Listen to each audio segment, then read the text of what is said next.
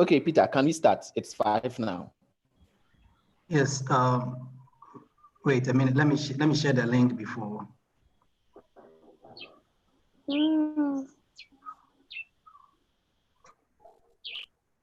Yes. Yes.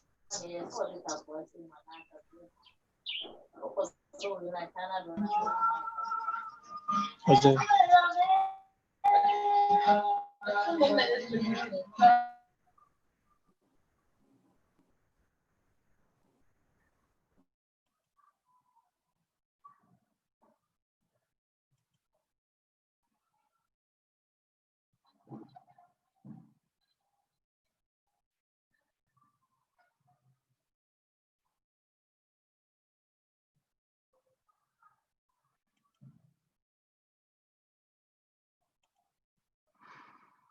All right. So you are welcome if you just join us.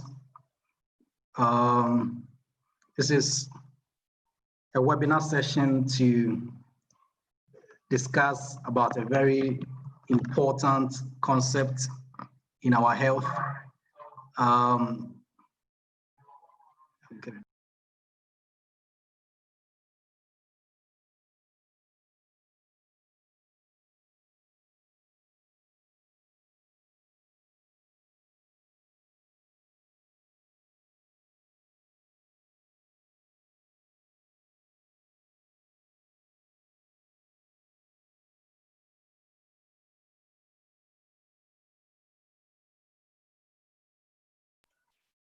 Right.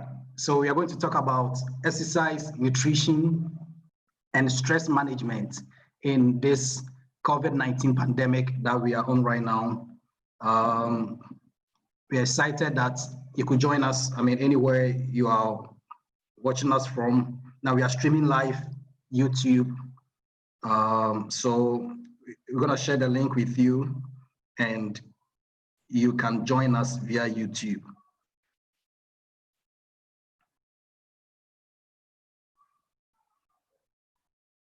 So this segment is organized by the Physiotherapy and Sports Science Department at the Kwame Nkrumah University of Science and Technology, Ghana.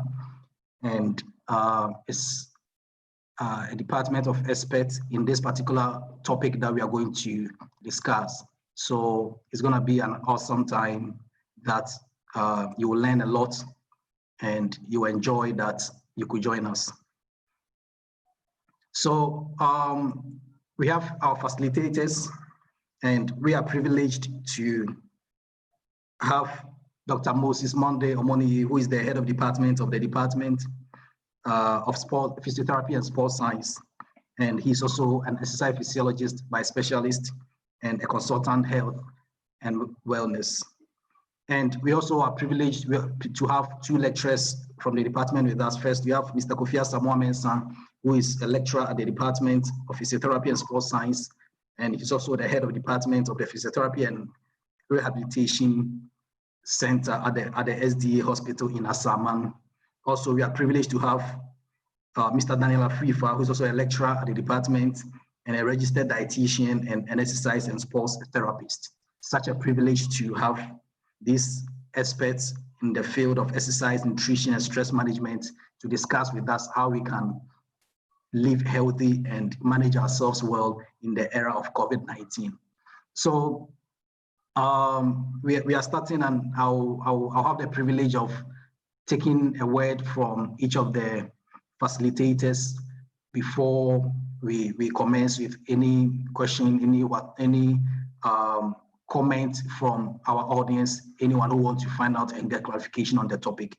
So first of all, I will take a word of introduction from Dr. Moses Omoni, who is the head of department of the department and a very great expert in the field of exercise as well. So Dr. Moses, let us hear from you. Thank you so much. Thank you so much, Peter. And I want to really appreciate the privilege to be here, and everyone that is seeing us and hearing us all over the world.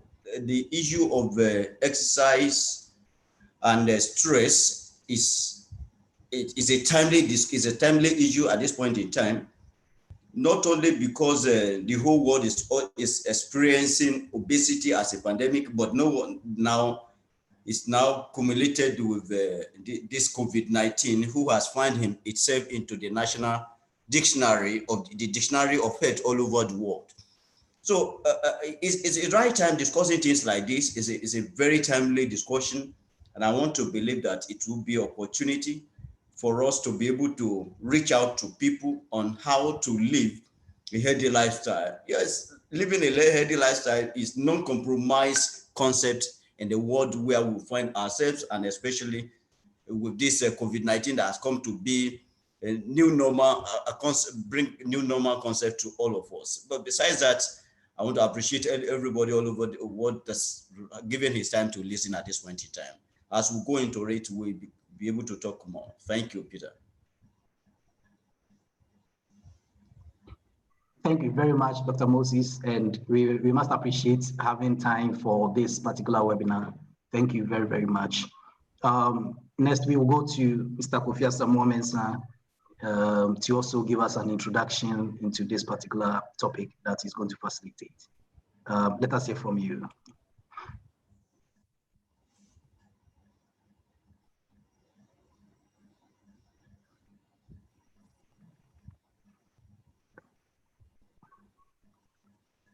Hello, can you hear us, Mr. Kofi Asamoah?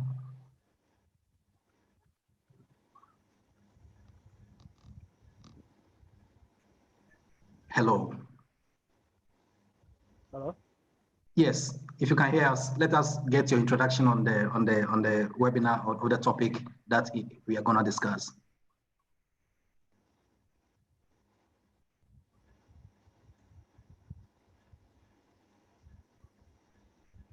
Right. So as Mr. Kofi Asamoah work on the connection, we can hear from Mr. Fifa Daniel. Can we hear from you about your concern of the topic? And okay, I believe looking at where we find ourselves in this COVID-19 era, it is prudent that we begin to boost our immune system.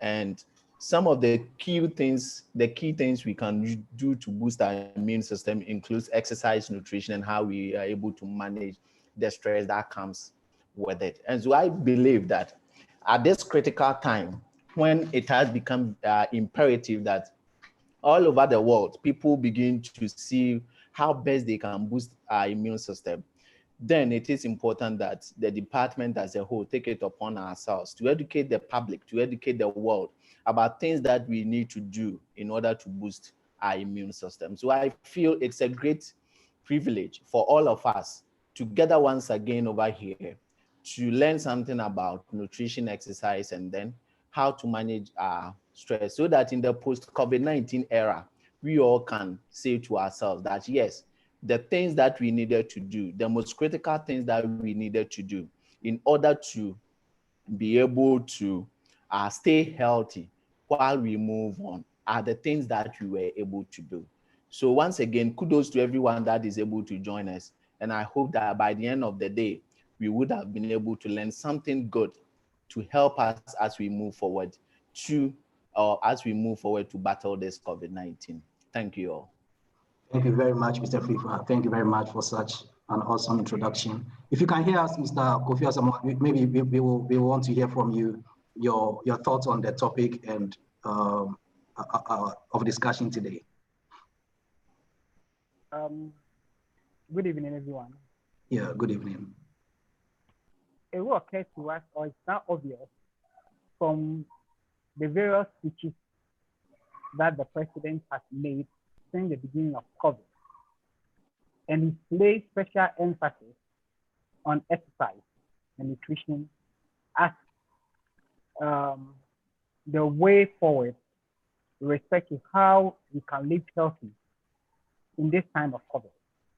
But truth is that exercise and nutrition is part, it should, and it's part of our life. One philosopher said, "You are what you eat." And if you take the word death right? Which is DEATH. You realize that 3 out of the 5 letters that form the word is made of E. So mostly I say that 60% of death is as a result of what we eat. So if we can manage what we eat and also live in a very healthy manner with respect to our exercise and other things, then even though death is inevitable, we would be able to manage the rate at which we lose our human resource. So once again, I welcome everyone to this evening's discussion. Right. Thank you for such great introduction. And if you are listening to us, if you're watching us from anywhere, you will see that our facilitators are really poised to really impart us this evening. And I believe that you will never waste your time to have listened or watch us today. So just brace yourself up and get information that will guide you throughout your journey in staying healthy in this COVID-19 pandemic. So what I want us to do is that we're going to pick it one by one. First of all, exercise. What is exercise and how is exercise related to help us in living healthy in this COVID pandemic? So let's focus on exercise, and which type of exercises do you think can help us in this situation, and how can we go about that in order? Dr. Moses, what do you think about exercise and its relation to living healthy in COVID-19? Thank you so much, Peter. Most grateful again to COVID-19 have come to meet us when we don't prepare for it. Mm-hmm. We have no option to live by it and live with it for us to have a better life. Okay.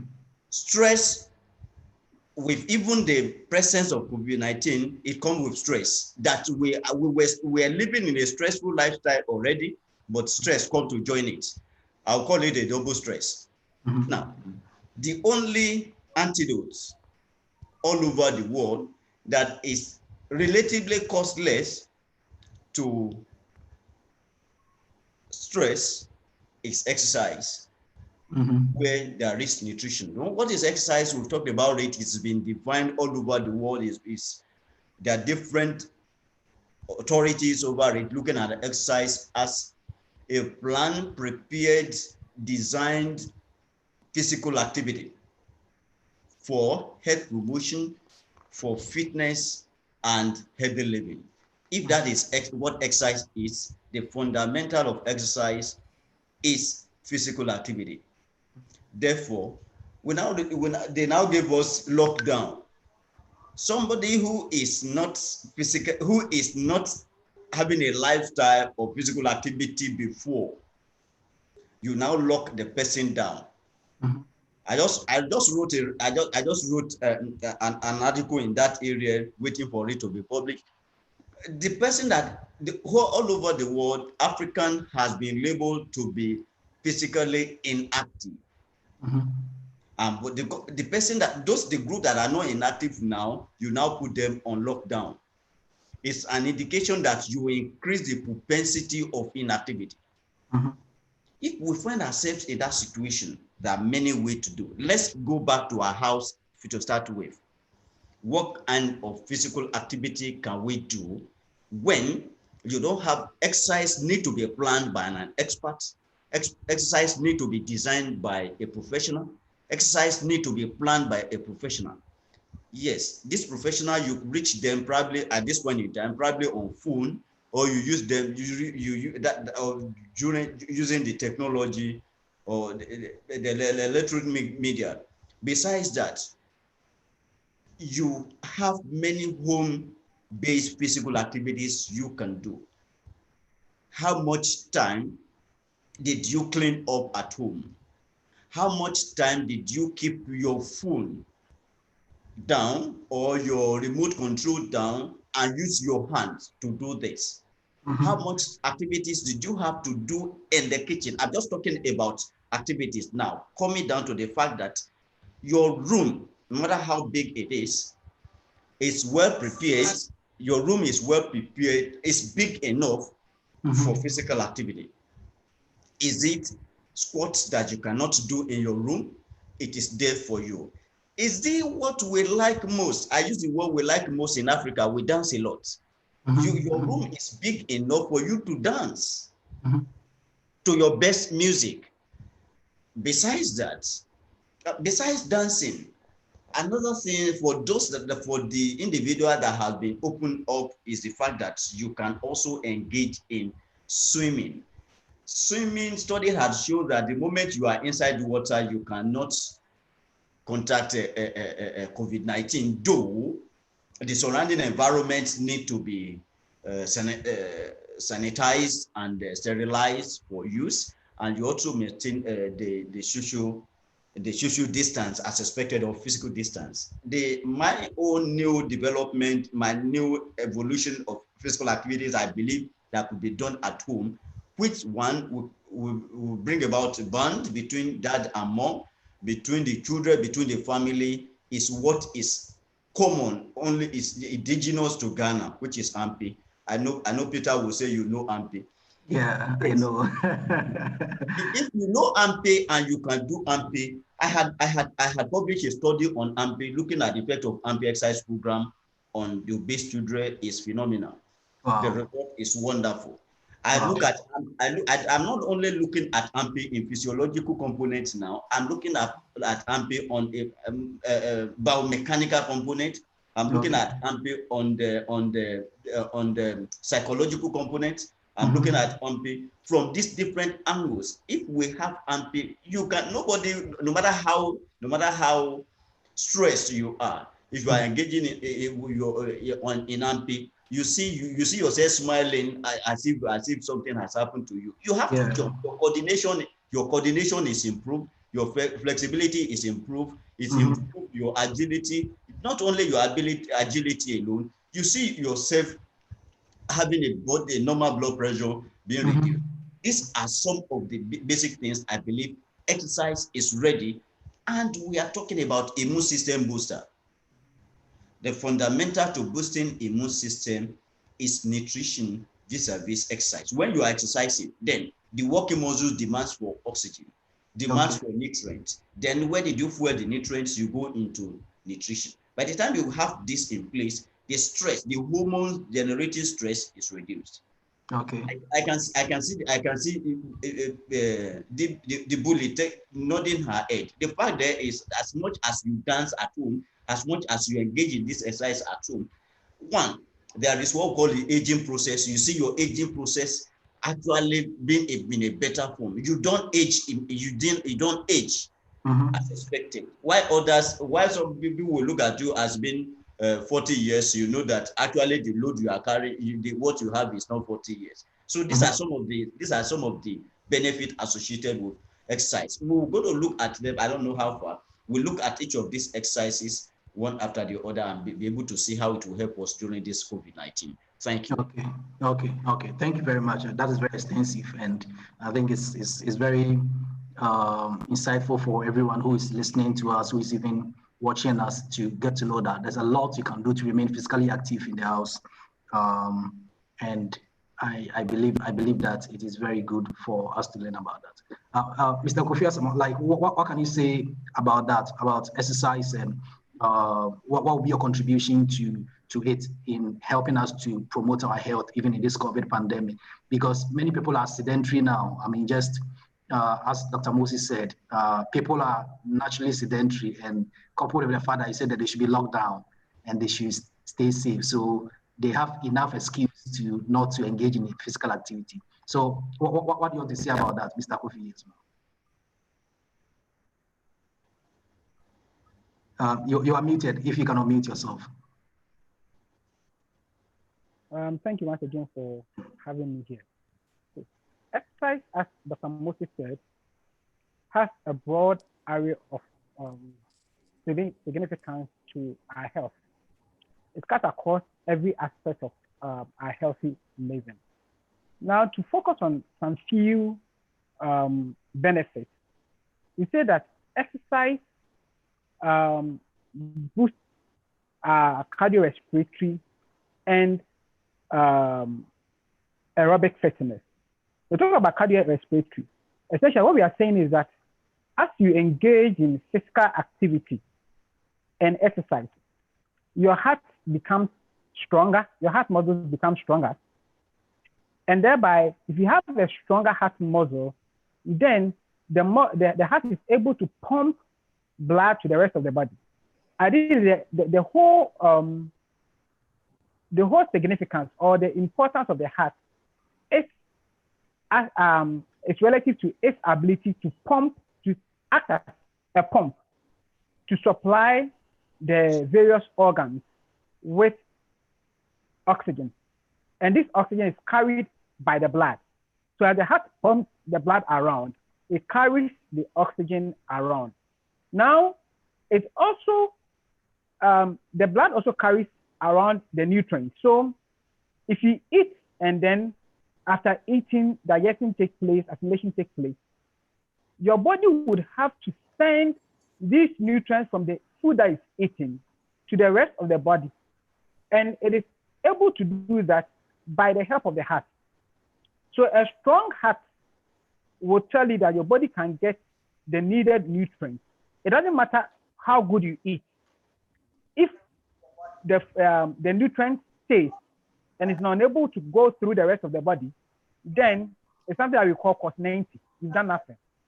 So exercise or anything that will boost the strength, the power of the heart to do its function is healthy for the body. So we look at the cardiorespiratory aspect. Then exercise also helps our muscles aside the heart to also be strong and also have a higher endurance. When we talk about endurance, we are saying that your ability for the muscles ability to do a particular event or a particular activity over a duration. So if I'm able to lift my hand for, let's say, 3 minutes, it means that the muscles are able to endure that. So the period is the endurance. So as you exercise, you improve the muscles endurance. As you improve the muscle endurance, there's also another component of strength development. So as you exercise or engage in various physical activities, your muscles become strong. And as the muscle becomes strong, it helps you to be able to do the various activities of daily living. If I have weak lower limb muscles, then I'm unable to walk. So if I can do anything that will strengthen the muscles of the lower limb, then I would improve upon my walking, which is something that I need as what we call activity of daily living. It's the thing, the normal thing that I need to do that makes life easier for me. Okay. Right. So like bashing my teeth, these are activities of daily living. And you need a strong muscle to be able to do that. And again, we also look at flexibility. These are components that come into play when we are dealing with exercise, right? Flexibility essentially means your ability to go over your joints. Essentially, I'm just trying to do the layman's thing because I don't know who are on the webinar. So I don't want to use a lot of terminology. So basically, if I'm able to, assuming that I have my wrist here, if I'm able to go over as I'm doing, then it means that my wrist is flexible. Now, if my wrist is flexible, it allows me to be able to do other activities of daily living. So if I need to brush my teeth, I need the brush to be going in and out, and it can only occur when I have flexible wrist, right? Such with also the normal work that we do, we engage in our various homes and in our various places of work. So realize that exercise has a vast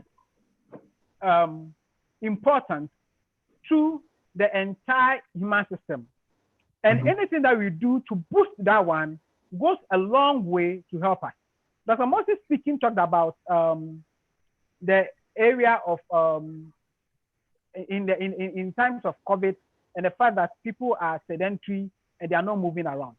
Now, if you know, as I've tried to give a general overview of the importance of exercise, it means that anytime that anyone does not engage in exercise or physical activity, the person loses these benefits, right? So if you stay home without engaging in any exercise, what will happen is that your joints are going to be stiff. Sorry. Your joints are going to be stiff. You would have muscle weaknesses. Your heart won't be able to pump blood efficiently, and then this will lead to other disease conditions.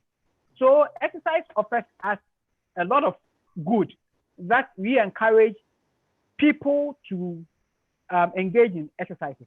In fact, the truth of the matter is that exercise as a component of an essential component of our health has been advocated by the government of Ghana since as early as 2001, when they established, 2006, when they established the Regenerative Health and Nutrition Program, which essentially says that exercise is medicine. Okay. So we should see exercise as normal drugs that we prescribe to our patients in the hospital, as then the drugs that we give for either prophylactic or for preventive purposes and also for curative purposes. So exercise is essential, and we can't live without partaking in any form of reasonable exercise. Okay. And that's really great and very extensive as well, considering the various directions that you decided to focus on and how our lockdown measures will definitely affect our health. And I mean, I like the 21 you decided to explain how different forms of exercise is going to help you curtail all these health problems because of the lockdown measures. So I think our listeners and viewers will take a very great cue from that. And if you are watching us and if you are listening to us, you can test in your questions. If you are here on the Zoom link, you can test in your questions on the chat session. If you are watching us from YouTube, you can also get in your questions to us on our on the comment section. Then we will read it to our facilitators. They are ready to answer us in any way that you need clarification. Well, Mr. FIFA, so is there anything you want to add up to when it comes to exercise and in this era of COVID-19 pandemic? Is there anything you want to add up that can really help us to understand when it comes to okay. I think my senior colleagues have said it all. And the only thing that you see, we've been talking about immune system, and you realize that at this point in time, one of our weapons to fight this COVID-19 is our immune system. Anybody who has a weak system, a weak immune system, probably who have a weak immune system due to any other diseases, have a high risk of getting this COVID-19. And one thing we can do to boost our immune system is exercise. And you realize that the, studies have shown on so many ways that when you exercise, you are able to boost your immune system through some of these markers of our immune system. You are talking about, like my colleague just said, we just don't want to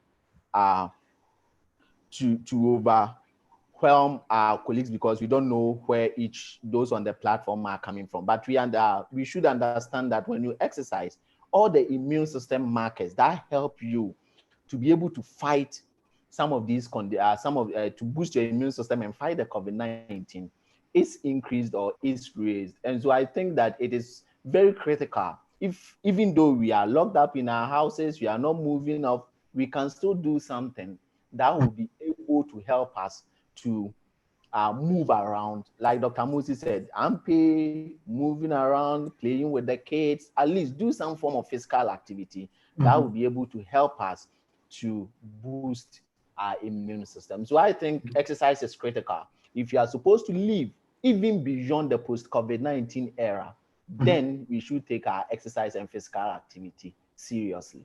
Okay. And that is. Peter, I don't know if I can add a few things to it. Yes.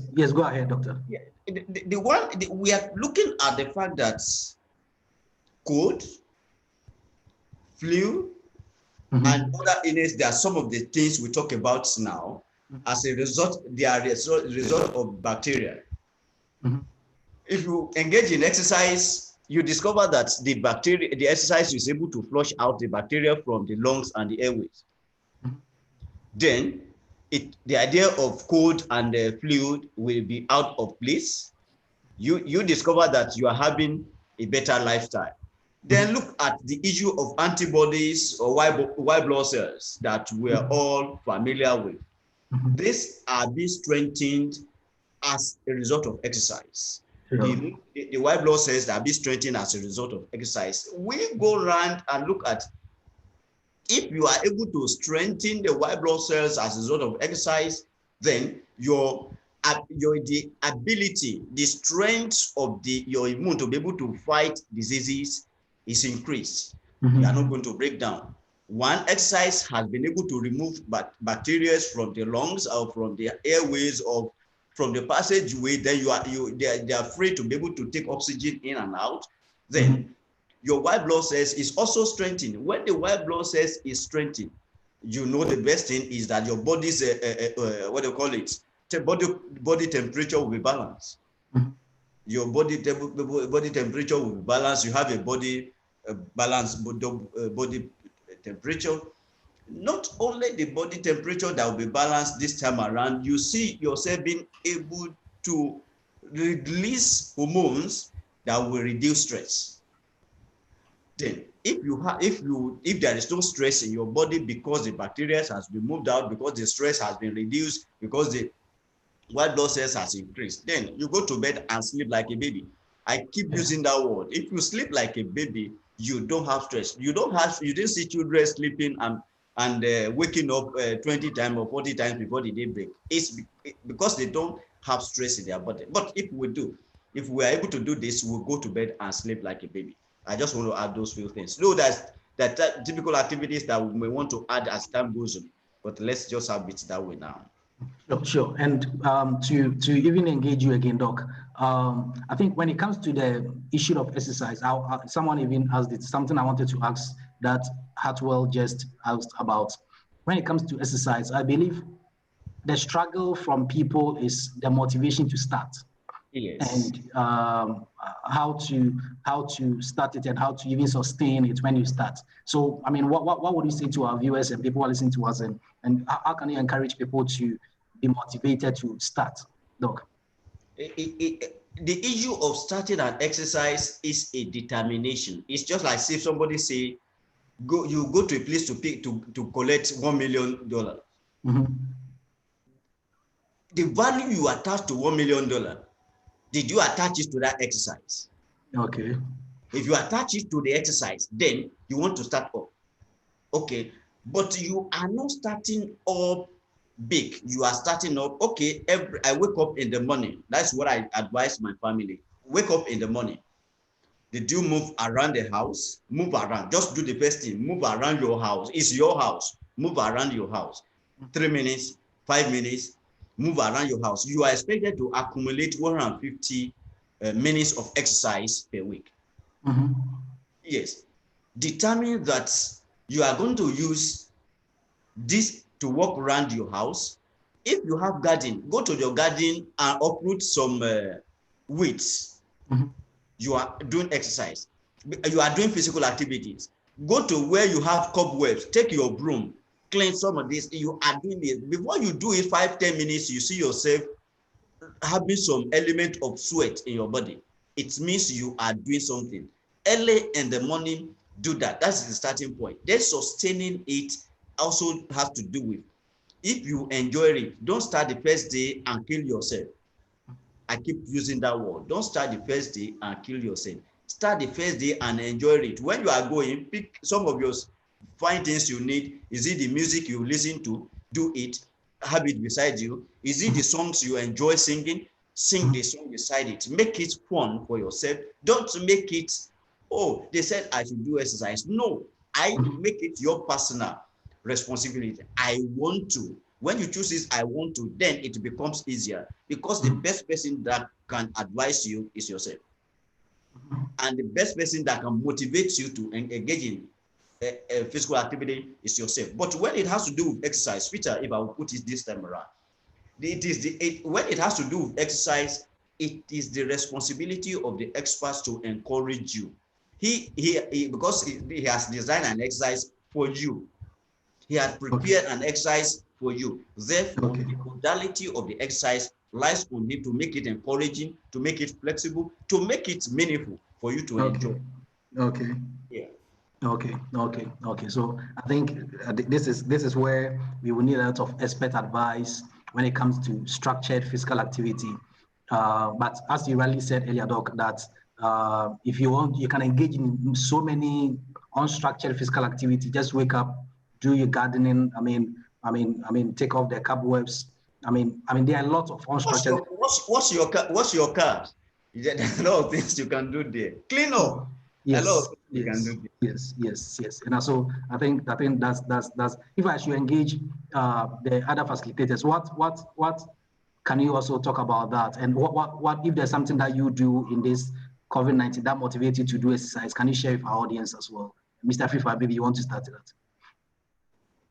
Yeah, basically for me, what I normally do is to wake up at dawn, probably by 5 I'm up. I go for my usual jogging, and then by 6:30 I'm in the house. But I know that not all of us will be able to do that. But like Doc said, we encourage you to do any form of physical activity around your house, move around.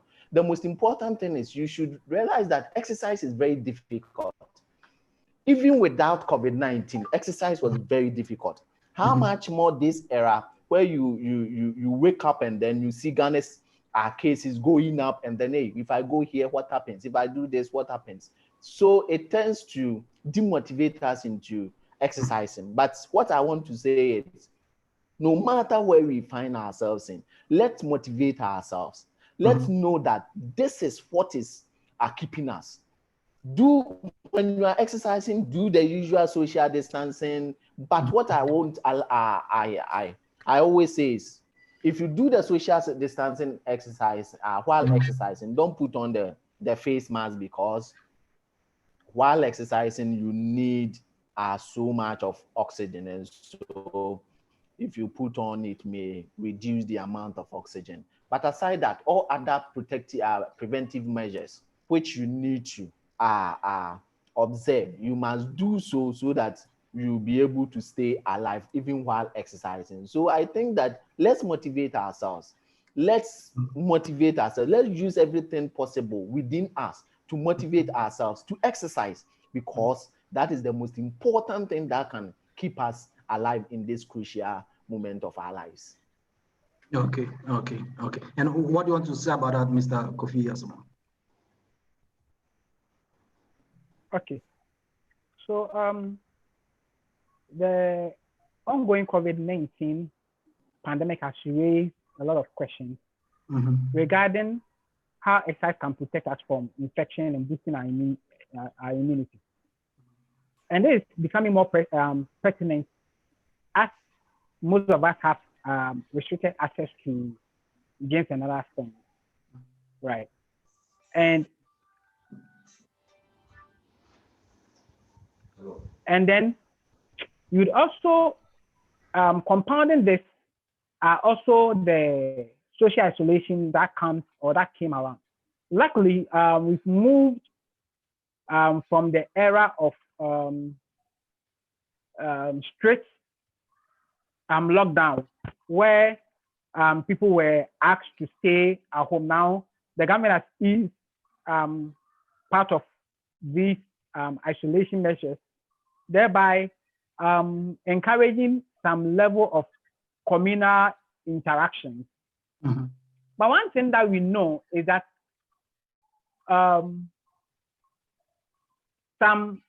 the human body expects that when you are in social isolation and in confinement, there is a negative side effect of that. There's something that we call the glucocorticoids, such as cortisol, and these are elevated during the period of isolation and confinement, and then they inhibit many critical functions of the human immune system, right? So when we are stressed out, right, the ability of our cells, our immunity, especially the T cells, to multiply in response to infection or infectious agents is markedly reduced. So in other words, stress would reduce the ability of our ability to fight infections, right? And these are proven facts, right? And then it also, aside the fact that the T cells, the rate at which the T cells multiply, it's cut down. The body's ability, and especially we are talking about the CD8, we are talking about the NK cells, the body's ability to even detect these disease pathogens, including even cancer, is also compromised. So we are dealing with the ability to fight and the ability to even detect that there is a problem with the system, right? So these are some of the challenges. So as much as practicable, what we need to do is to let people understand the importance. I always say that if people understand why they are doing the thing that they do, then they would readily do the things they do. Sure. Most often than not, we are unable to explain into details why it is important that people engage in physical activity. Yeah, we give them the broad scope of, it protects us, it makes us strong. But what is its relevance? How do we know? So that if I really understand that by just walking 15 to 30 minutes a day, right, for 5 times, giving me about 150 minutes within a week, I can prevent heart disease conditions. If knowing that if I have a regular working, I'm able to control my blood sugar level, then I think that people would rather prefer going that route than waiting till they are put on drugs that they have to live with for the rest of their life. So one, we need to encourage people, we need to explain into details how exercise helps them. And then also think of how we could design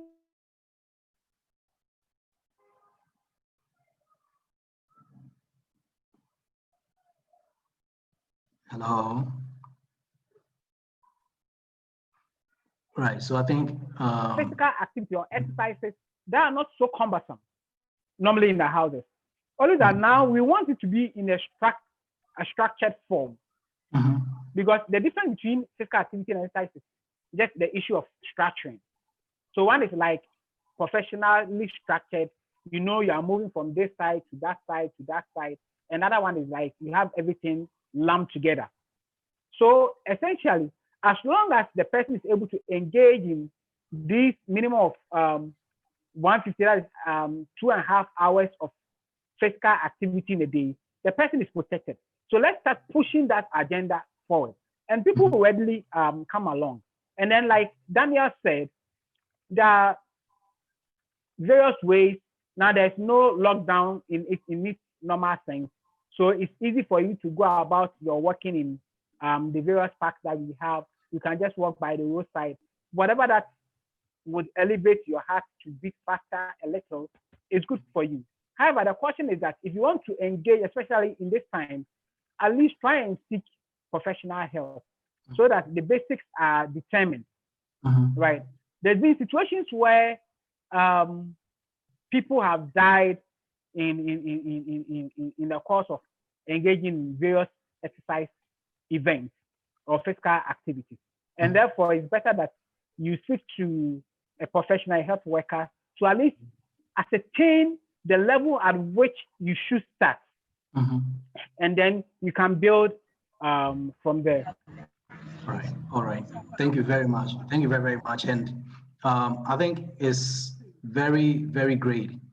I believe that most policies in this COVID situation is when people being advised to stay safe. And I think people's mindset has been, I want to stay safe, then I need to just lock down myself in my room. Just this Wednesday, I had a webinar with an orthopedic surgeon in the UK when he said that he has started embarking on a campaign that the policy makers should not just tell people to stay safe, but they should stay active but safe. That's the word. That's the word. That's the word. That's the word. Yes, because if they stay safe after COVID-19 situation, you're going to have increased level of non-communicable disease. Yes, exactly. And all that. Yeah. So I think this is where we as exercise experts we come in to really propagate the idea for policymakers to take notes that they should, as part of the publicity, the government communications, people should enlighten on how people should stay active, even as they are staying safe, so that after COVID-19, we will not have a spike level of non-communicable diseases and all that problems. So now I'm going to engage the attention of Madam Beatrice Afo. I mean, you are an expert, certified fitness expert, and you have made it your goal to help people to live healthy lifestyle and all that. I mean, how do you motivate your clients to be very active and engage in those fitness programs? And even in this COVID situation, do you have experience of clients giving you excuses and different things that they are not ready to take? What do you want to share with us as an expert? I think you can unmute yourself and. All right. So, hey, nice meeting you all. Nice to meet you. Okay, so it's interesting because immediately they said we're going for a lockdown. I decided to do the what do you call it, the one we're doing right now. Webinar. So I told all my clients that I was going to train them on Zoom, you know. And because I have a vast number of people, I had to do the payment one. But unfortunately, when I started, they started giving me all the excuses. The internet is expensive. The excuses were so many. I still found a way though. So this is what I did. I started office exercises, an hour exercise one can do every hour. Okay. I started pushing them with that they should not sit down for 1 hour without getting up, and that it is wrong for everyone to do that. So I started sending those videos to them. And then I had at least one company who didn't want to join, but they said if I do, I should record it for them. So I started doing that for them, but I decided to add this one to it. And then so I started like putting it on my Facebook pages and other places. I realized that most people were not interested because they thought I was charging, and I told them I wasn't charging. So those who were interested, like my clients there, they are very serious and they are doing, but the ones I was hoping to get, like the masses, they are not that, active. Yes. Okay. But I also did one thing that I think is good though. My church ladies who have also realized that they are my age group between 45 and 55. They think they have bloated, majority of them. So I have started a weight loss program with them. Okay. Yes, one of them joined my class because I've been putting it on this. And when I finish, I take the video and I put it there. So one saw it and she joined the later on, and then she was like, "We have all put on. Can you organize something for us?" So I'm doing a weight loss program with them, which the story is too much. I was even shocked. So I called a FIFA and I told him this, and I've sent him the meal plan and everything, but I was still shocked because there was something like a miracle in there. Okay.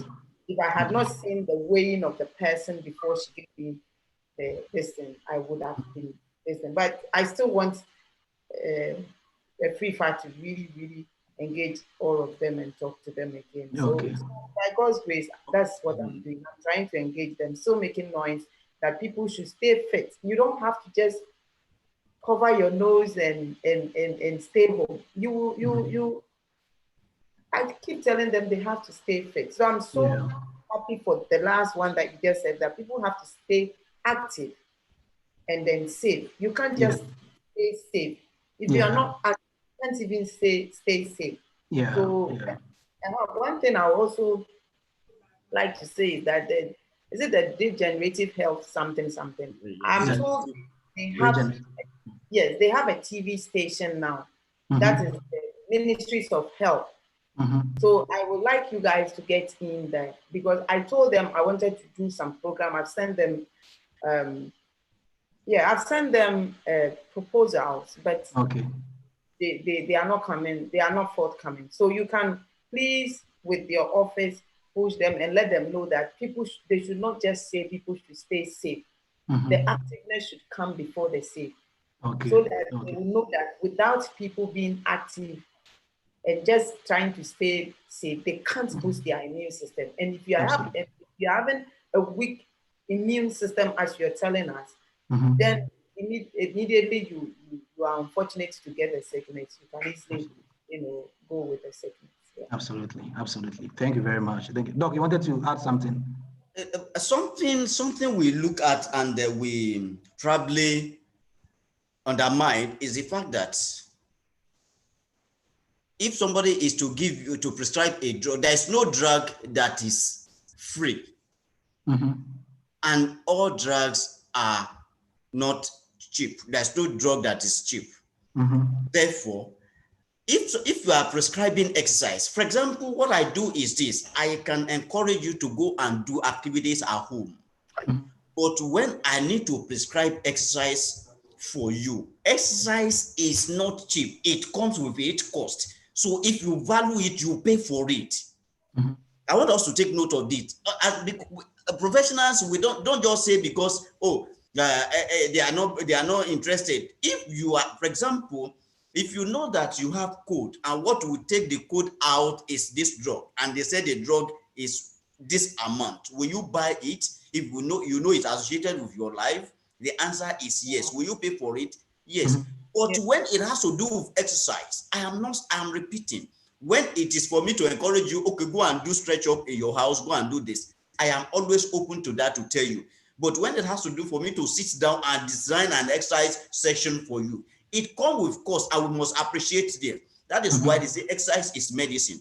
When I'm giving you medicine, I am not giving you free thing. It takes my time, it takes my intellect. Nobody can buy knowledge. You cannot pay for knowledge, no matter how much you pay. So we negotiated. I said for this and this, we come for this. When you agree, and the moment you agree to it, then it's because my responsibility to motivate you, to encourage you, to go extra mile and make it enjoyable for you.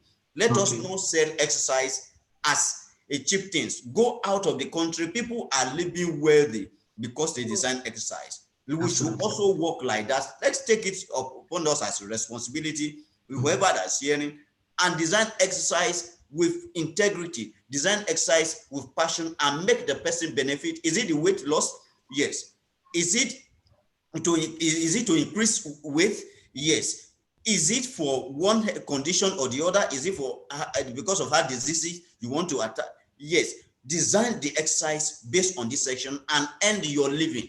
End your living. I can't but emphasize that. End your living. Okay.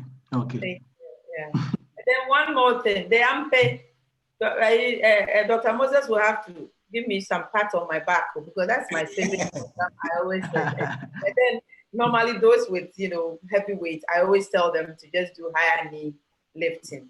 So I don't let them jump, because AMPE entails jumping, and if the person is a bit heavy and they have knee problems, they are not able to jump. And sometimes you look at the intensity.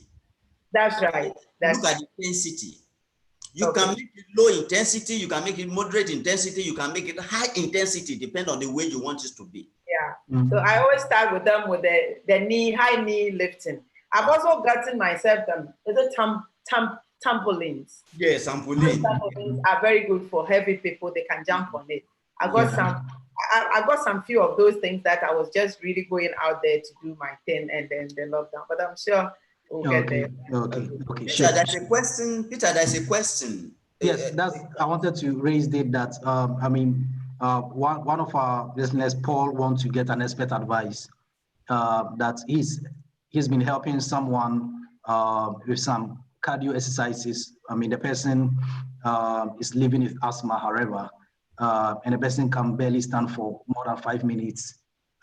So even though the doctors give a clearance for the person to participate in the low to moderate intensity exercise, is there anything that you could advise? Because it is a person who could not barely stand for, or who could barely stand for more than 5 minutes. So is there any way that can help? Because the person needs some cardio exercises. Any expert advice on that? Let me just comment. I know others will contribute to it. Okay. You know the condition of asthma to affect the airway and affecting the airway and making it difficult for the victim to breathe. Mm-hmm. That is the major thing. This person cannot breathe normally, having difficulty with breathing. Therefore, what can you do? The first thing to do is what? Look out for a ventilated environment. Okay. Secure a ventilated environment and allow the person not to close his mouth walking around. Not to, I use the word, because there must be room for oxygen in and out to start with. When he does his walking around, you are monitoring him and you are engaging him in conversation. Let him do the walking, even if it's on bicycle ergometer in a ventilated environment. Especially when I use ventilated environments now, I'm looking at a place that is dense with oxygen. Allow the person to be able to be on, if possible, if you can, use bicycle ergometer.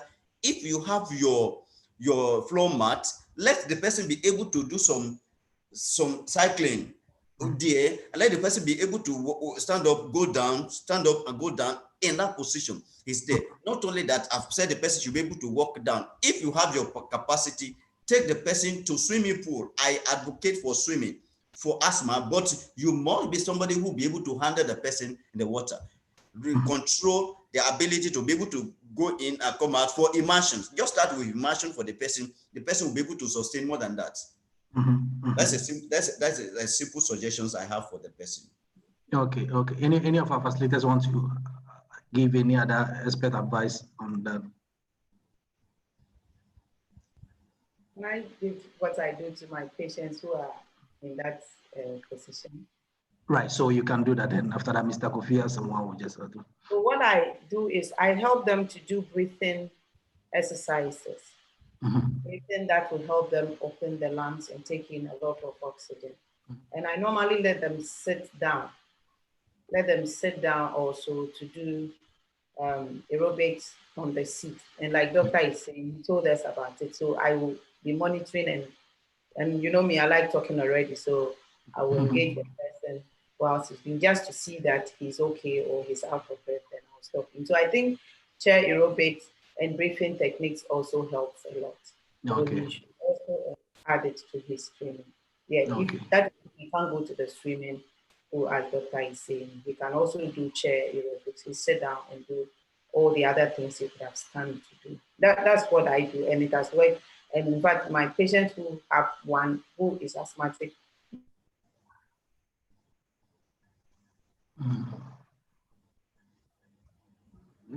Right. So I think Ms. Beatrice's network is stable. So, Mr. Kofi, you want to add to that as well? Okay. I wanted to discuss the issue of business cycle. Now, it is obvious that asthmatics tend to breathe faster than people with normal lungs. They may also have a tendency to do math or to become mad breathers. Essentially, they breathe like in their mouth. They don't really take in deep breath.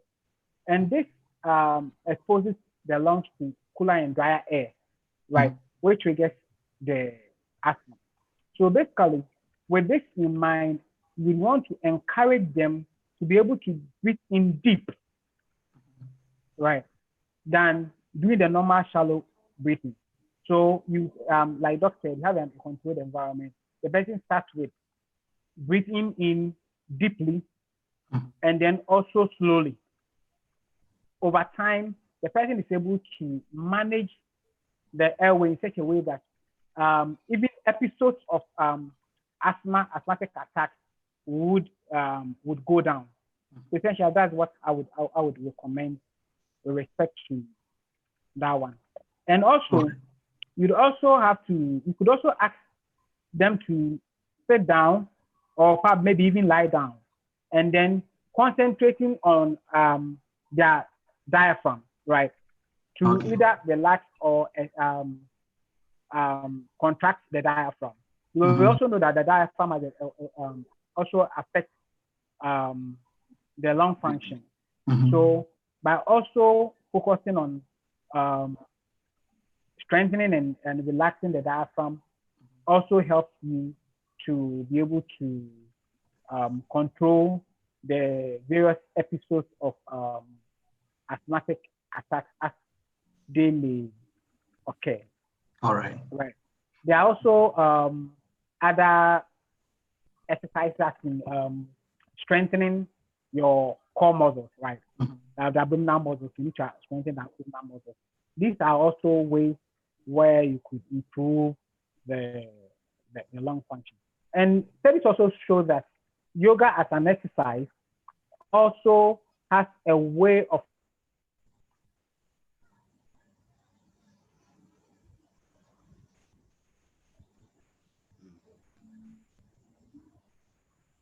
All right. So I think Mr. Kofi Asaf's network is also disturbing him. Sorry for that. So we will move to nutrition, and I'll start with you, Mr. Fifa. You are a registered dietitian, and I would want to take your idea about the role of nutrition in this state of pandemic. And even before you go to state that, maybe you may want to answer a question from our YouTube channel where Lena Elon wants to find out that do you continue doing jogging when you have burning sensation in your lung and throat? What is your view about that? And after that, you can talk to us about nutrition. Thank you.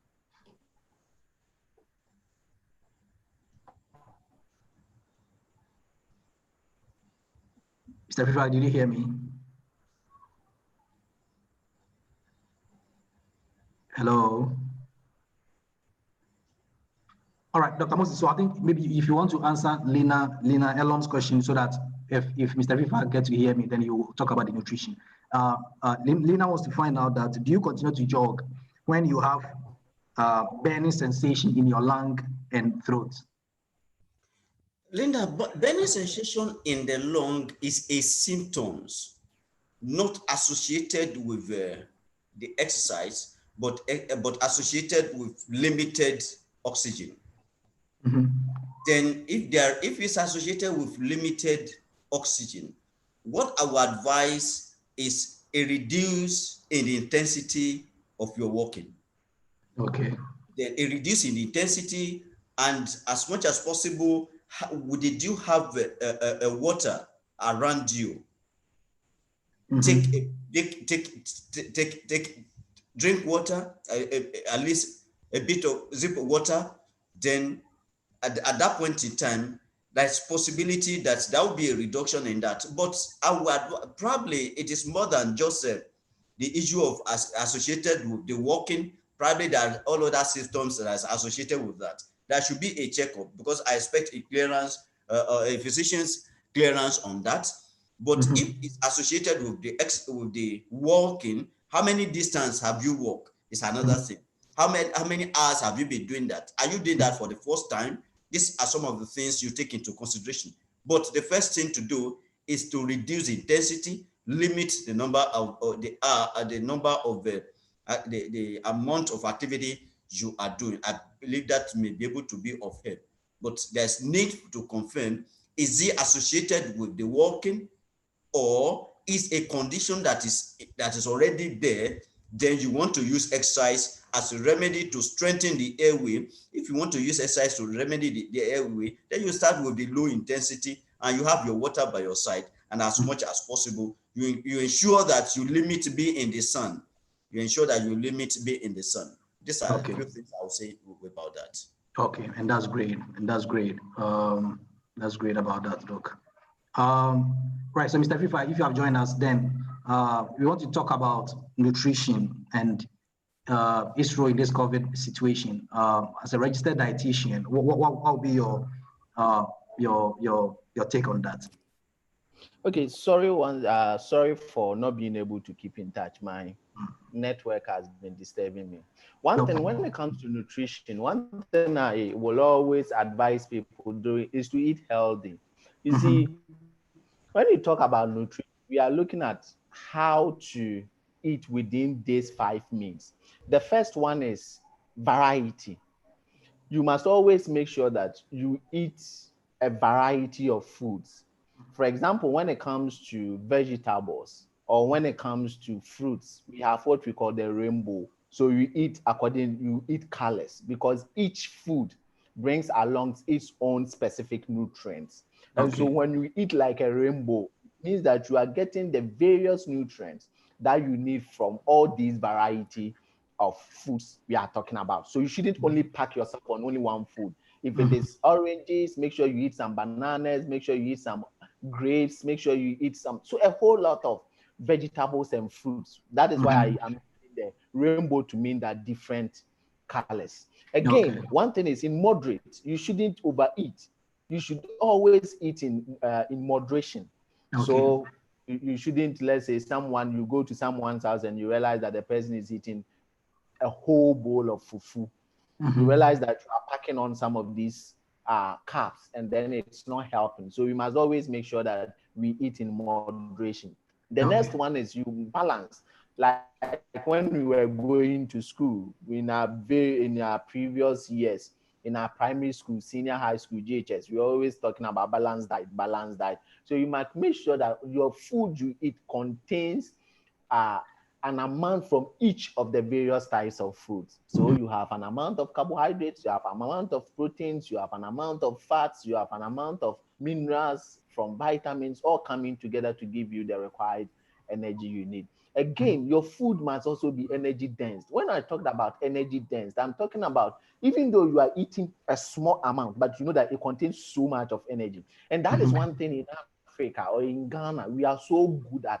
We eat foods that have so much of energy. And so you realize you ask the person, hey, have you eaten? He said, me, I don't eat, but I'm gaining weight. Yes, why won't you gain weight when you are fan of eating the pancakes, the cakes, the toffees, the drinks? You see, it may not be so huge, it will not be so big, but you realize that the amount of energy that each of these foods contains are so much. And so you eat a little of it and then you become full.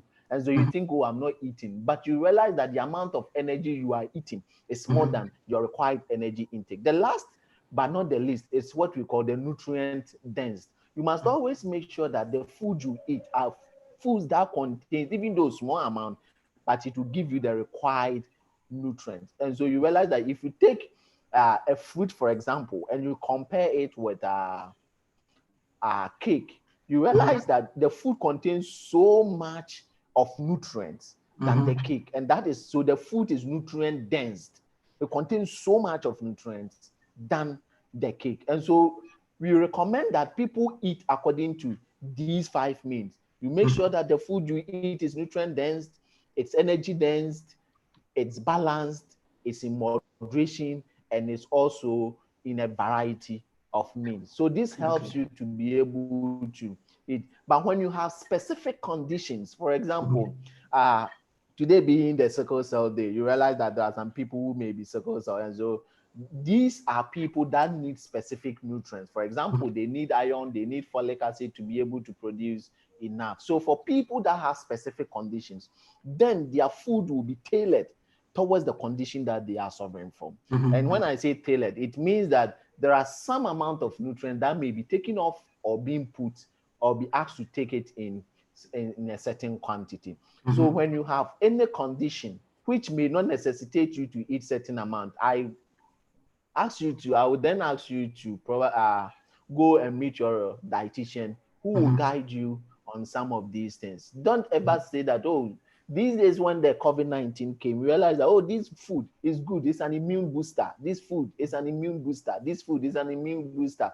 Eat it. Or I cried that the immune system does not work on one food alone. And no food is good enough to boost your immune system at a go. Our immune system acts with certain kinds of food. Let's say they are an amalgamation of nutrients coming together. So yes, the nutrient, the food you are talking about may contain one kind of nutrient that may help in the immune system, the function of the immune system. That doesn't mean that that alone will be able to boost your immune system. So what I advise is that we eat healthy so that all the various nutrients that we need, we may get it from the food we are eating, and thereby help to boost our immune system. That's great. That's great. I mean, that is really something that all of us have well noted. That, I mean, it's really, really awesome to have heard that from you. That's great. Dr. Moses, so you realize that in your work as an exercise physiologist, nutrition is something that you would definitely have to have knowledge about, and to be able to guide people that you advise in exercise and all that. So in this situation, what would be your nutritional advice when it comes to how to live healthy with nutrition in COVID? Thank you, Peter. Thank you, Peter, for realizing there will be aspect of it. There will be aspect of nutrition in exercise physiology. Indeed, when it has to do with exercise, you have energy demands. It demands for energy. And majorly, we look at carbohydrate, we look at fat and protein. We look at carbohydrates, fat, and protein. And in this area, we have what we call essential and non-essential minerals. But the fact remains that, number one, what is the nature of the exercise you are doing? What's the intensity of the exercise you are doing? For example, if you are into strength and conditioning, you know the demand for it will be to make sure there is enough carbohydrate loading, and not only carbohydrate loading, which I'll probably break down a bit, that you have a store of carbohydrate, and the store of carbohydrate is also as a result of not only the carbohydrate alone, but also the fats. But when we have to talk about fats now, we need to now be very careful about fats. It's advocated that we go for plant fats. It is advocated you go for plant fats more than the animal fats. And therefore, you are now looking at the high density lipoprotein and low density lipoprotein. But let's stay within the use of the exercise. When did you eat before you go for exercise? When did you eat after exercise? It is advocated that food that cannot digest within 2 or 3 hours, you don't eat it before you go for exercise. When, for example, you want to go for light activities in the morning, I don't advocate that you should go and load yourself with carbohydrate or fatty substance, because it will not be useful for you. Go for probably you take your light breakfast, and at that point in time you want to go for your jogging, and when you come back from your jogging, then you can have time to take the carbohydrate, or like Daniel's talked about, you now have the time to go in for your rainbow to make sure that you have your meal balance. But the intensity of the energy burns, which will now determine, make yourself available for the amount of foods you need to eat. This is important. You must balance all. If you know that your activities is energy served, it demands much energy, then your consumption should also go in line with the energy you do. If you engage in more activities with less food consumption, you discover that you decrease in weight unnecessarily. And if you decrease in weight unnecessarily, you don't say it is the result of the exercise. No, it's because of the food, the nutrition aspect, the diet aspect that you did not take enough cognizance of. But if you're able to take cognizance of the intensity of your exercise, that's where it is important to know how much energy are you trying to use per day, or perhaps what you call metabolic demand. How much meat are you going to burn at a time? The moment you know that, you should be able to know the amount of food that will commiserate with that. The level of the activities you do, if you are into moderate, that will take a long time. If you are into high intensity, then it comes with the number of the amount of food. But majorly, you know, protein is meant to replenish, to repair the worn out tissues. So you need to make protein available for that. While as much as possible, we advocate water should be your friend, should be around you as you engage in exercise. That's little I'll put at that point in time. Thank you, Peter. And that's great. That's great. That's great about that. Thank you, Doc. Mr. Kofi Asamoah, you want to add anything about the nutrition in relation to what we are talking about?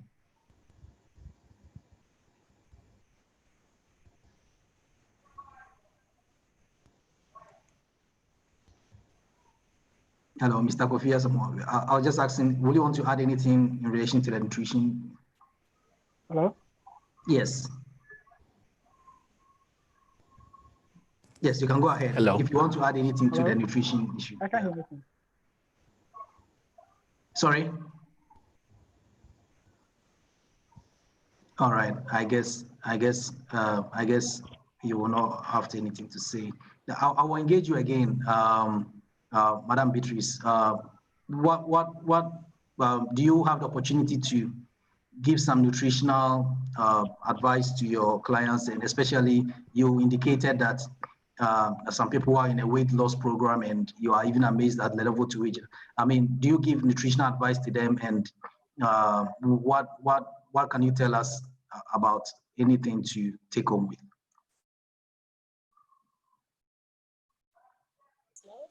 Okay.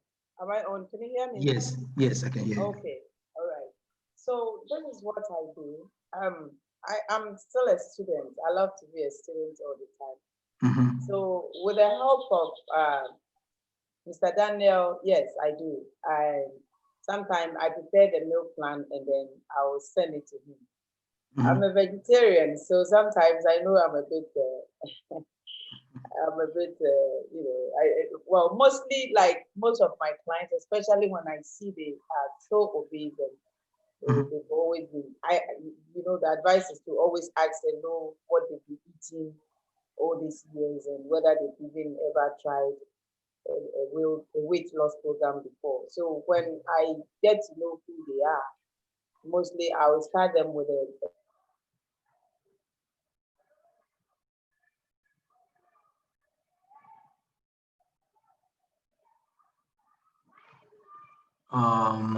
Peter.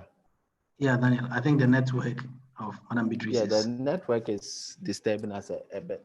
So, like what he was saying, sometimes I work together with her, and what we do is she designs a diet plan for the clients, and then she sends them to me. Okay. I look at it, and then if there are corrections I need to do, then I make them and send it back. And then what we do is I get in contact with the clients and then monitor them.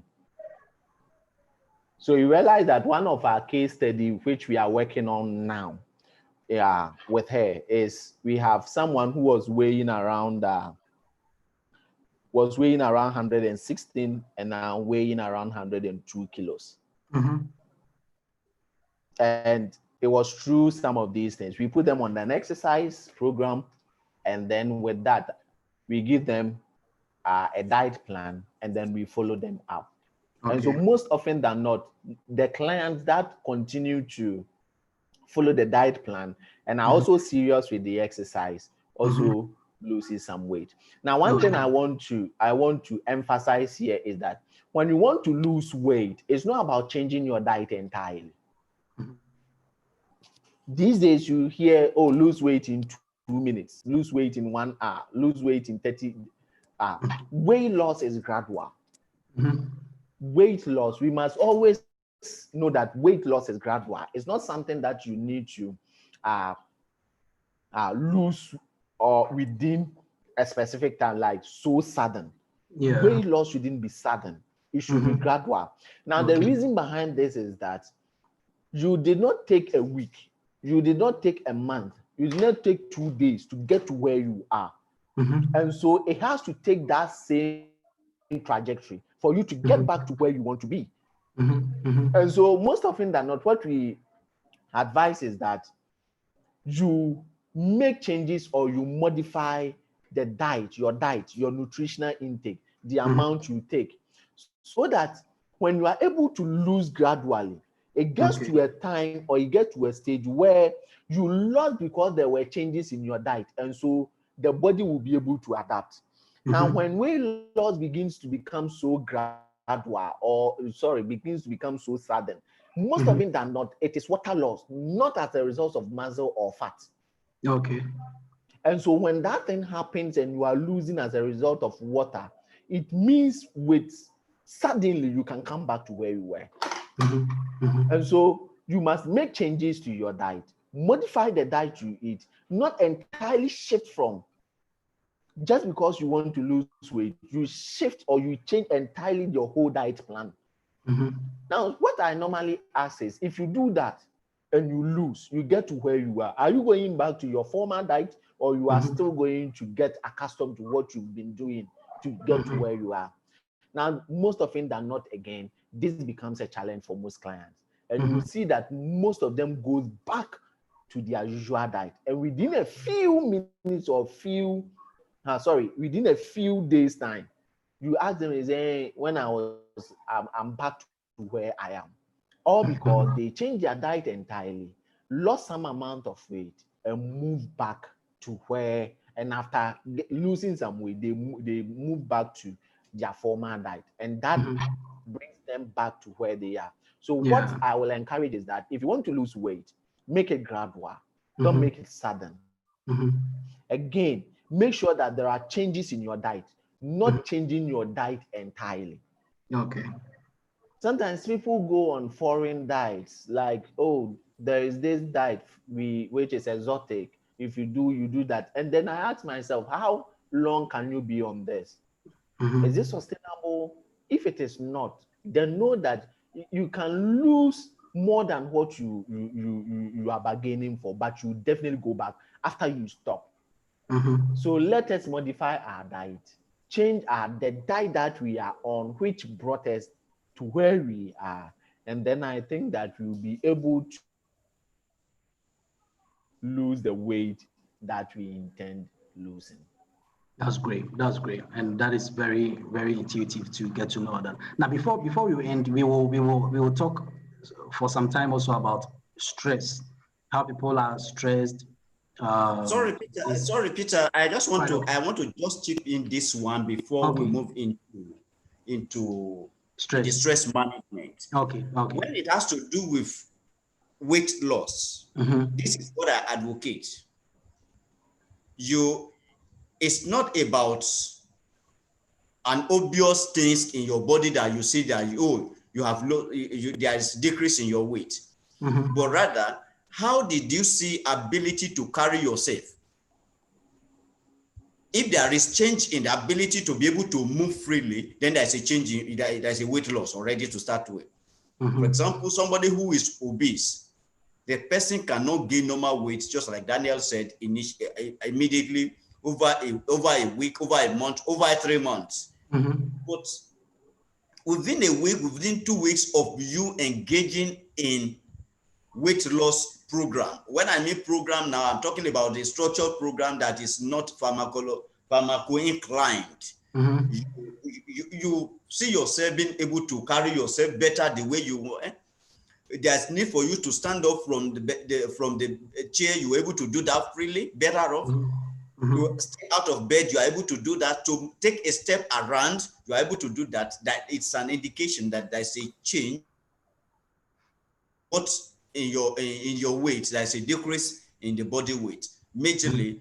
Then following the fact that we are in a system where weight loss is not a sin, as the normal thing, where you're supposed to divide yourself, you're supposed to break down immediately, and if you are not breaking down, it means that the person recommending exercise for you, the professional, is not doing the right thing. But that's not very true. You must take it as a gradual, just like Daniel mentioned. Thank you. That's what I was added. But there's a question. Yes, I don't know if you want to attend to it about a lot of people in Ghana where they have very no or less knowledge on how the quantity of food they take affect their weight. Now, could there be any simpler or common language? I know Daniel should be able to help us here. Yeah. We are in a society where we don't measure what we eat. Yeah. We cannot, and it becomes relatively difficult to measure what we eat. But if we cannot measure what we eat, handful of the hand, how you use your hand to carry, how many can your hand entails into a bowl. But I believe Daniel will be able to help in this area. I don't have much information in that area. Daniel will be able to do better. Mr. River, are you with us? Okay. So I think he will answer that when he comes on board. So straight to stress management. Yes. Hello, Peter. You want to attend, Mr. Kofi Asamoah? Yeah. Basically, like I said in the introduction, you are what you eat. The question is not whether or not people know the quantity. The question is whether or not they appreciate the information that we're putting across. Most of them are not. We are bundling them with a lot of information that they are unable to decipher, right? So let's say we all have ladders in our house, right? And then each ladder has, depending on the kind of food that what I was just saying, I was talking about the issue of size or the quantity or the amount of the food we eat in Africa, especially where we find ourselves, they are not measured. For example, you want to go to roadside, you want fufu, you want banku, you want rice, you want even talking about the semovita and the likes, or the pando yam and the likes, the quantity of what you need to eat is not spread out in this part of where we are. So it becomes an issue. But I know there has been a study that looked at the quantity of local food, and there are some instruments to measure the quantity of local food. Probably if we take advantage of those instruments, but how readily available is those instruments in the market?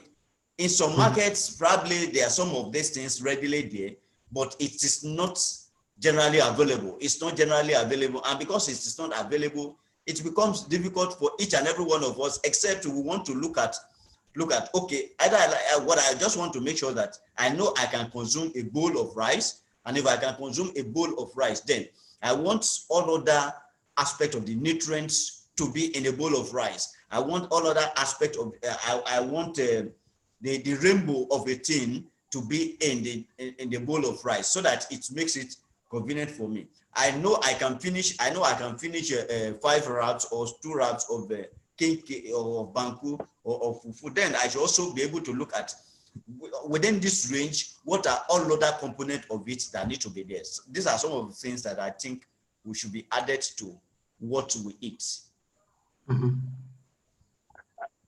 Exactly what I was coming at. In most of our homes, it will be difficult for us to manage the amount of food that we eat, right? because there are various sizes of ladders, though there are standards that the nutritionists and the dietitians would use. But I always tell my clients, one trick is that don't eat at a goal until you feel you are satisfied. Right? Because basically what you realize is that after eating, right, you want to eat at a goal, say that you feel that now you are satisfied. It means that you are leaving no room for yourself. So basically, what I tell them is that one is an input output thing. So how much you input, right? You have to expend them, and then we know that people are not expending their caloric input. So therefore, if you know that you are not engaged in activities that require you to eat heavily, then try and cut down on the quantity of food that you eat. Though, like I said, the dietitians will have a way of measuring, but in our setup, where few dietitians abound, and also where few would even want to seek the service of the dietitian, it is important that we encourage them not to sit at a goal and eat till they feel that they are satisfied. Because after that, by that time, that the body's mechanism will tell you that you are full. You might have already overeaten.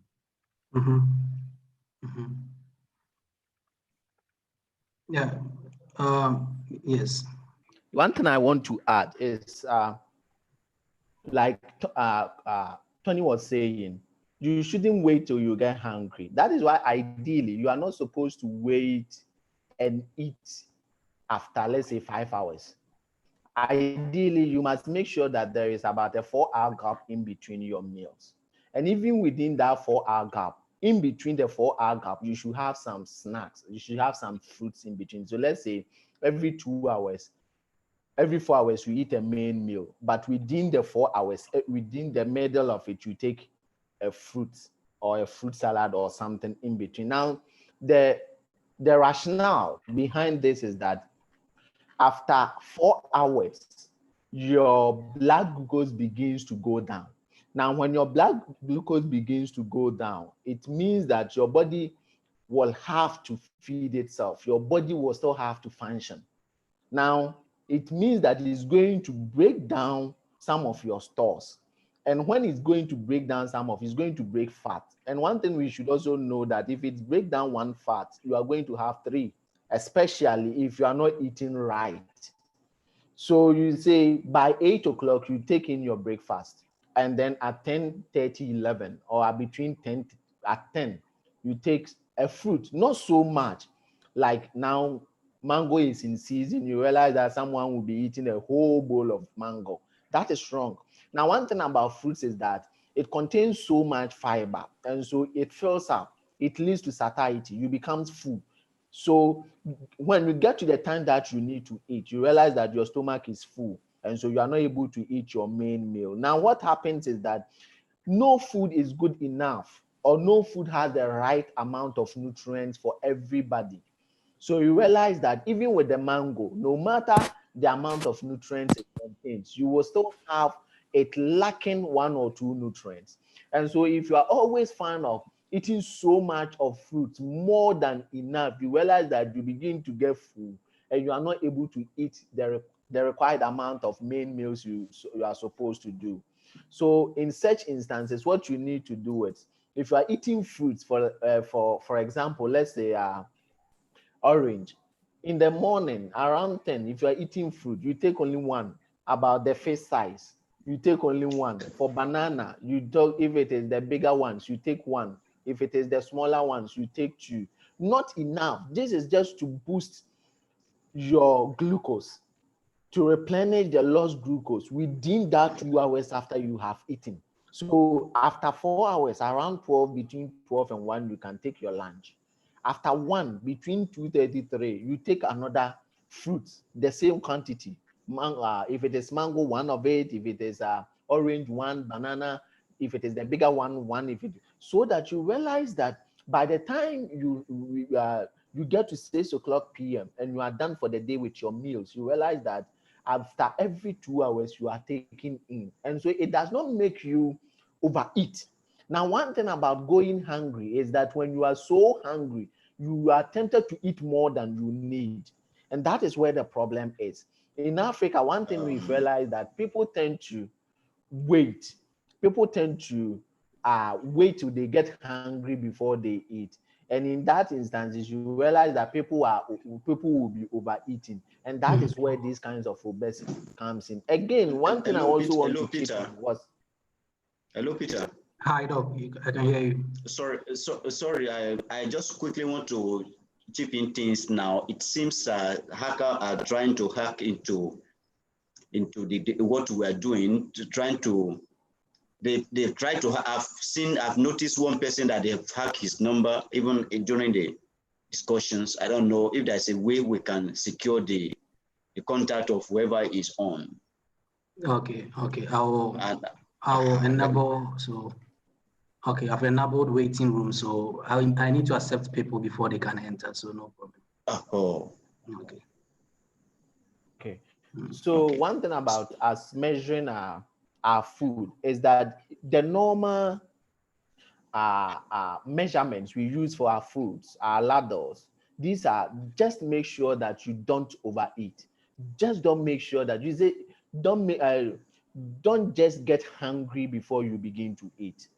Make sure that we time our meals, because timing of our meals is very critical. Just don't go hungry. You can wait. Someone can eat in the morning and wait till in the evening, and that in that instances you realize that you overeat. Just time your meals and make sure that your body adapt to some of these times, and then everything will be okay. That's great. That's very good advice, right from the registered dietitian. That's great. The dietitian himself. Yes, that's great. So we will finalize our webinar with a short talk on stress and how to manage stress. In fact, the world is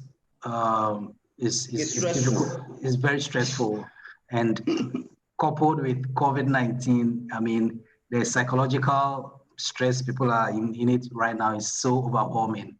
So what is the advice and how we can manage stress even in this pandemic? Doc, you want to talk about it? I want to come in, but a psychologist will do well to help us here. The first thing is to identify stressors. What are our peculiar stressors? Number one is favorite interest. What's your focus? What's your ambition? For example, that one matters most. For example, if you wake up one day and you said you want to acquire what may be literally difficult to acquire in 10 days, and you want to acquire it in 1 day, it becomes stressor. Why you identify? We need to identify those stressors in Africa. I would maybe use the word in Africa. We are encumbered with. We are surrounded with stressors. Is it financial stressor? Is it family stressor? Is it economic stressor? Is it political stressor? Is it professional stressor? These are all identified stressors that are incumbent, that are living with us. Now, the pressure of COVID-19 comes in to aggravate it. I expect us to look at it from different angles. Number one, how did we identify? Something happened to me on Tuesday. Yeah, precisely on Tuesday. I was at a hospital on Tuesday, and I was in a position that I will not be able to pick my call when my wife called.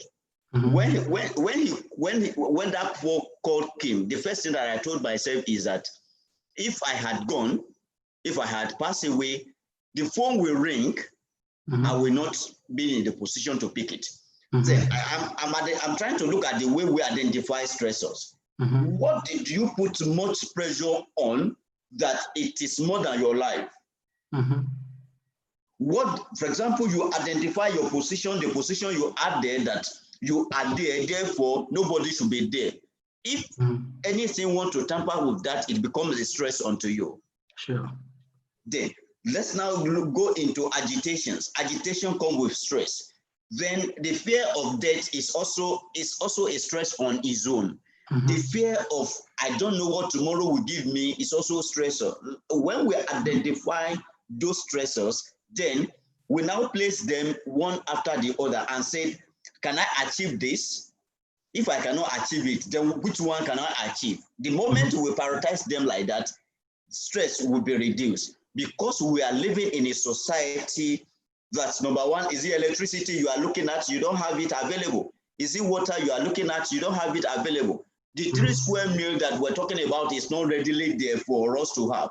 Then these are all things, but despite all this, how do we handle our lives? Number one, handle it with the fact that what are those things that are readily available?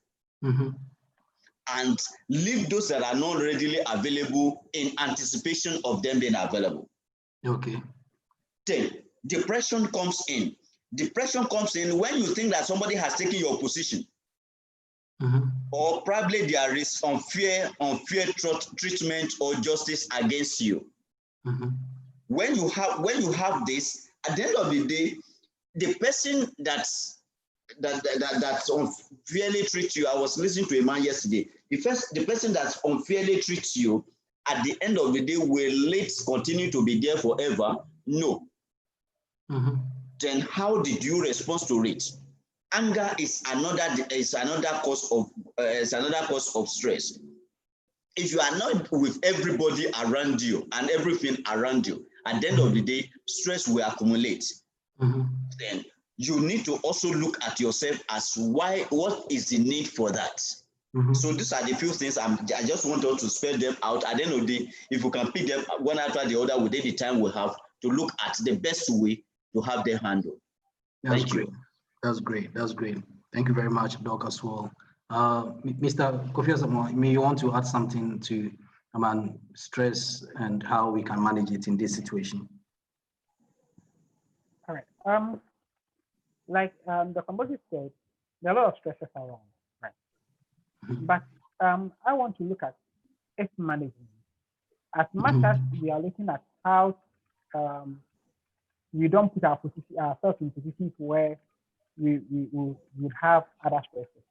I think one thing that we know is that engaging in physical activity is one of the best interventions for stress management. Okay. Right. So as we discuss the issue of exercise, I would recommend people who feel they are stressed out to try and engage in any physical activity of their choice. And then by doing so, they are able to relieve, because when you're exercising, a lot of things happen to the body, right? There is the release of dopamine, that makes you feel good, it makes you less anxious, all those things coming together. So the hormonal balance and other things that goes along when you engage in physical activity, right, goes a long way to manage, reduce. Or to reduce the various stress. So stresses would normally come, right? But we need to make conscious efforts in managing them. There are some that are self-inflicted, like Dr. Moses said, and there are others that we just can't do anything about them. So once they are in, it's better to encourage our patients, to encourage our relatives, to encourage our friends, that there is a nice way of managing these stress. And that is by engaging in exercise, especially aerobic exercise. Okay. It will make you feel good. It makes you healthy, and also prevent any suicidal thoughts that may come across the mind. Okay. That's awesome. That's great. Yeah, Doc, add up. Yes, he's mentioned aerobic exercise. I just want to break it down to say, number one, please dance. Okay. Dance to your best music.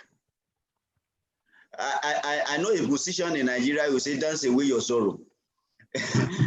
The fact is, your exercise, that look at your best music and dance to it. If you are the reggae type, dance your reggae music. Dance to the reggae.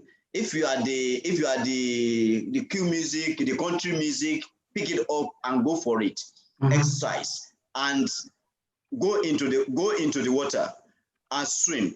Not only that, be a participant in an event. What I mean participant is like being an audience. Okay. For example, where there are sporting events, go there and clap and shout. Before you know, the stress is out. Where there are social activities, go there and be part of these social activities in a moderation. One of the major problems we are facing in the world now is the sporting events that is void of audience. Audience effect as far as stress is concerned has high priority. Then be part of those things. For example, if it is for those that know how to sing and sing very well, enjoy yourself with it. Dance and dance very well, enjoy yourself with it. Do a road walk along the road. It's not jogging, walk along the road. You will receive yourself. Then if you're privileged to move around where there are trees, go walk and talk to you will see the beauty of the trees. Go to your farm, go to the gardens, do this. By the time you are doing this, the stress will be out. Then have a favorite sport. Have a sport. Develop a mindset for a sport or a game. Is it table tennis? I know people that can play. What's this game that they call Owari? Play it to the best of your knowledge. Those that can play drafts, the ball games, go into these ones. By so doing, the stress level will go down. What I don't advocate is that there is no alcoholic substance that can take away stress. What it can only do is can only give in acute response. Then with a long time, it becomes a chronic in such a way that the stress that you think you are taking out as a result of alcoholic substance is waiting for you the moment the stress is off the place. So as much as possible, let's go into physical activities, go into gardening, go into, some people, what they do now is they work with pets as a way of reducing stress. Work with pets. I have read many studies that look at dog walk. You walk with your dogs all around, work with your pets, work with your animals. You are so doing, you are reducing stress. These are vital things and I know that may reduce stress. Thank you. All right, that's amazing. That is amazing. Mr. Fifa, you want to add anything?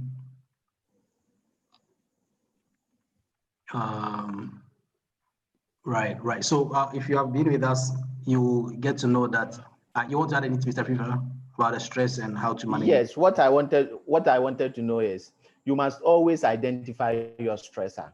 Each one of us behave towards stressors differently. One thing that may be a bad stressor for me may be a good stressor for someone. Okay. So we should identify which stressor is good for us and which one is bad for us, and then work towards eliminating or making sure we manage the bad stressor. That's what I wanted to add. Amazing. It's been an awesome time. We have just about 10 minutes to end this awesome webinar. We will use that opportunity to get final words from our facilitators.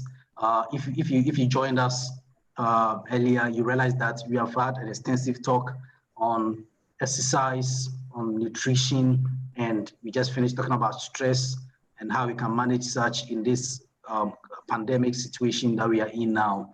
And you know that you have learned a lot and you're going to change your whole lifestyle and your wellness to make sure that you live healthy, you stay active but safe, that you don't go through this pandemic COVID-free, but after that you suffer from one or two chronic conditions, which we don't want you to do so. So just take the advice from our facilitators and decide to abide by them, and it will really help you. We're going to take our final words from our facilitators.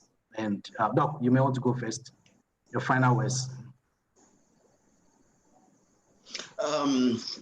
COVID-19 has come to stay with us. We should realize that to start with.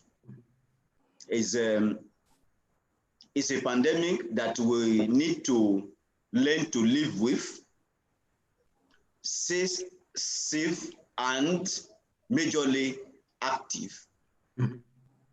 The social distance is expected, but how do you be active is what we'll be talking about. One, respect yourself. Your health is your wealth. If you prioritize your health as your wealth, then what amount did you want to spend? How much will it cost you to spend on your health? You will see it as a priority. See it as a priority. Did you want to waste your hard-earned currency on drugs? If you don't want to waste it on drugs, then why don't you go in for exercise? And as much as possible, take active lifestyle in diet and nutrition, diet and exercise, and healthy behavior as a priority. When you take that as a priority, I want to guarantee that the aging process will not set on you drastically. Rather, it will come in gradual. By God's grace, I know I am not growing younger, but I don't look aged. Not because that I know how to do it, but I believe in active, healthy lifestyle and living by God's grace. I know some people will be laughing. Yes, don't mind us. As much as possible, live a healthy lifestyle in active physical activities. I am now advocating for an indigenous activities, just like I mentioned, MP. Indigenous activities, what is within your region, what is within your locality, what is within your domain that you can do that can make you active. Is it the kitchen work you can do? Is it go in for baking? Is it go in for gardening within your surrounding? Is it using your dogs or your pets all around? Stay with that and be less glued to your television, less glued to TV or the films that can make you obese and or sedentary, then make you at risk of cardiovascular diseases and the risk factors of cardiovascular diseases. I wish you best of luck. I wish you the best as you live active and healthy, but stay safe and active. Thank you all. Absolutely. Thank you very much, Doc, for that. Thank you very much. Mr. Kofi Asamoah, can we have your final words? Okay. Exercise is medicine, right? Now, the disease burden, if you look at the Ghana Health Service top 10 morbidity, you'd realize that the top 10 has DM, that is diabetes, hypertension, coronary heart disease. These are part of the top 10 morbidity and mortality. So essentially, what we are saying that the diseases that we are afflicted with, what is causing a lot of our death are things that are within our domain to manage, right? And these are what we call lifestyle-related disease conditions. So obesity is a lifestyle-related condition. Obesity is a precursor or to diabetes, to hypertension, to some of the cancers that we have around. And one component, the very thing that you need, the two things that you need in managing these are exercise and nutrition. Okay. So if as a country, we encourage ourselves, if the policymakers would invest in regenerative health and nutrition, where we are talking about basically exercise and nutrition, then even the amount of money that we spend in managing our patients from suffering from these disease conditions will go down, and then we have money to invest in other critical sectors of our economy. Absolutely. And again, as individuals, we also need to take our personal health, as Dr. Moses said, importantly.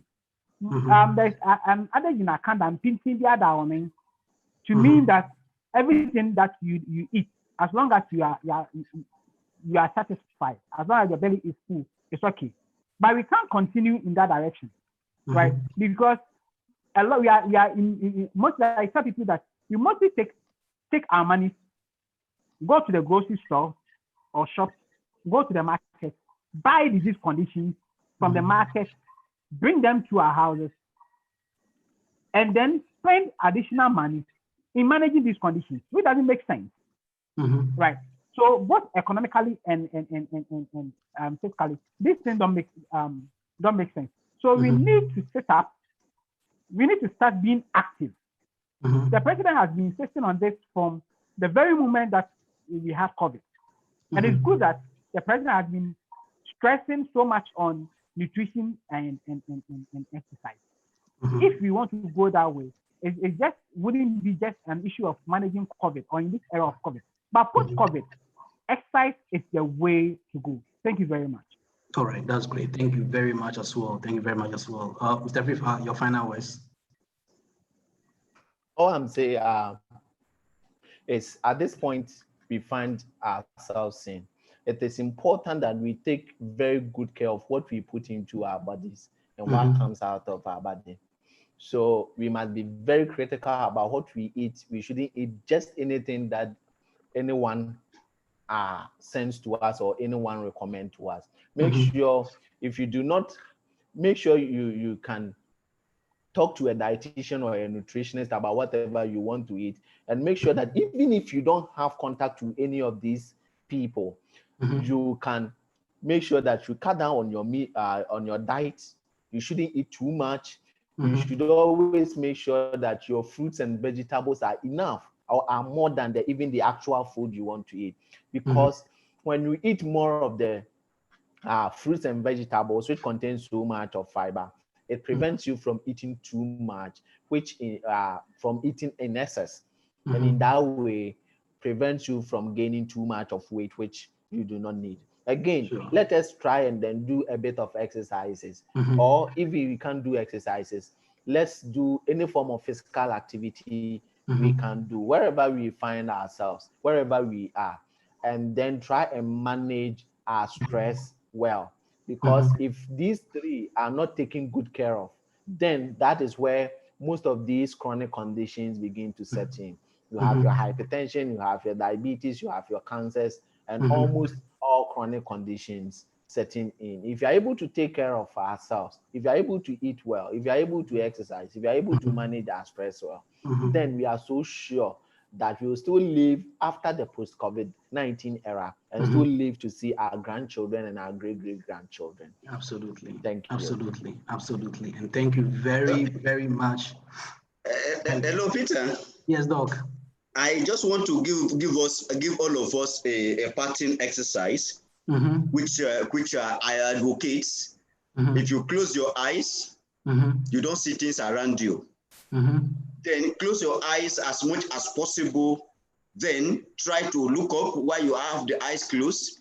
Try to look left while you have the eyes closed. Try to look right while you have the eyes closed. Up and down. You discover that your emotion, your feelings, things around you be having a shape if you can do it within 5 or 10 minutes, and it gives meaning to your existence. I want to appreciate as many as possible of you that are there. Thank you. Absolutely, absolutely. And we want to appreciate the Department of Physiotherapy and Sports Science, in fact, for organizing and putting this webinar together. And Dr. Moses, we are so grateful that you could make this happen, and you could be available to also help in facilitating this webinar. Thank you very much, Mr. Kofi Asamoah-Mensah, for your time. I know you are busy, but you could still make time for this particular webinar. Thank you very much, Mr. Daniel Fifa. In fact, it's been an amazing time, and thank you for making sure that this come on. I mean, I know that you are one major brain behind this, and thank you. And we are hoping for many more of these webinars soon. And everyone that could join us via this Zoom link or our YouTube channel. I see many people on Facebook. I see Kafri there also. Yeah, Kafu is here. Kafu just joined us I believe that in our subsequent webinars, we will include Kafu to facilitate. Kafri and the psychologist will come up with the next one. All right, that would be amazing. That would be amazing. We can't wait for that. So we will definitely come your way again with another very exciting webinar, interactive webinar, educative webinar, and very insightful one. So stay tuned with us and just make sure that you are always informed of these particular sessions. Thank you, and may God be with you all. All the best. Amen. Thank you, Peter. Most grateful. Thank you so much. Thank you, all of you.